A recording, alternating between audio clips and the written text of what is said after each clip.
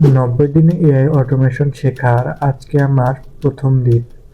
আজকে আমি শিখেছি কিভাবে এআই ব্যবহার করে আপনার ইউজার বা কাস্টমারের ইনফরমেশন আপনি এয়ারটেবিলে সংরক্ষণ করতে পারবেন। তো চলুন আমার প্রজেক্টটি দেখে আসা। সো আপনারা দেখতে পাচ্ছেন আমার এটাই হচ্ছে ফার্স্ট ওয়ার্কফ্লো।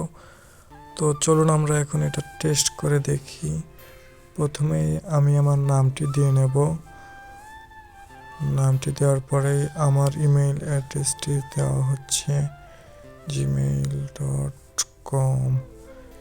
এরপরেই আমি আমার সামারি দিয়ে নেব। সামারিটি হচ্ছে আই লাভ বাংলাদেশ। তো এরপরেই আমি সাবমিট দেব। সাবমিট দেওয়ার সাথে সাথেই এখন আমি এয়ারটেবিলে যাব। এয়ারটেবিল দেখলেন ইতিমধ্যে কিন্তু আমার সামারিটা চলে আসছে। এই যে দেখুন আই লাভ বাংলাদেশ, এই সামারিটা কিন্তু আমার এয়ারটেবিলে চলে আসছে।